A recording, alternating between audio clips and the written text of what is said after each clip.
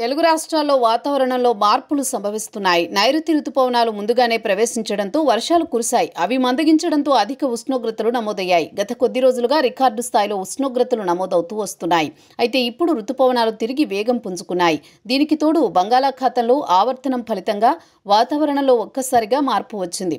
ఉభయ తెలుగు రాష్ట్రాలకు వాతావరణ శాఖ భారీ వర్ష సూచన పంపింది. ఏపీతో పాటు తెలంగాణలో కూడా పలు ప్రాంతాల్లో భారీ వర్షాలు పడవచ్చని అంచనా వేసింది. దీంతో ఉభయ రాష్ట్ర ప్రభుత్వాలు ముందుగానే అప్రమత్తమయ్యాయి. ఉత్తరాంధ్రకు ఆనుకుని పశ్చిమ మధ్య బంగాళాఖాతంలో ఉపరితల ఆవర్తనం ఏర్పడింది. దీని ప్రభావంతో ఏపీతో పాటు తెలంగాణలో అన్ని జిల్లాల్లో ఆకాశం మేఘావృతమైంది. చాలా చోట్ల ఉరుములు మెరుపులతో కూడిన వర్షాలు పడే అవకాశం ఉందని వాతావరణ శాఖ చెబుతోంది.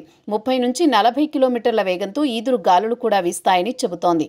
ఏపీలో రానున్న 24 గంటల్లో శ్రీకాకుళం, పార్వతీపురం, మన్యం, అల్లూరి సీతారామరాజు, ఏలూరు, నంద్యాల, అనంతపురం, శ్రీ సత్యసాయి, చిత్తూరు జిల్లాల్లో వర్షం పడే అవకాశం ఉందని వాతావరణ శాఖ సూచించింది.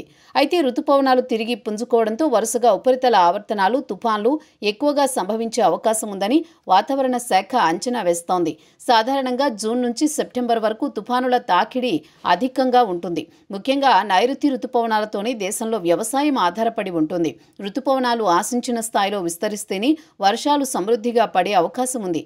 అయితే సుమారు 18 సంవత్సరాల తర్వాత ఏపీకి ముందుగానే రుతుపవనాలు తాకాయి, విస్తరించాయి కూడా. చివరిగా 2009లో ఈ స్థాయిలో రుతుపవనాలు విస్తరించాయి. ఇప్పుడు అంతకంటే ముందే ఏపీని రుతుపవనాలు పలకరించాయి. ఈ ఏడాది ఆశాజనకంగా వర్షాలు పడతాయని వాతావరణ శాఖ అంచనా వేస్తోంది. మరోవైపు ఎన్నడూ లేనంతగా మే నెలలో అధిక వర్షపాతం నమోదు కావడం విశేషం.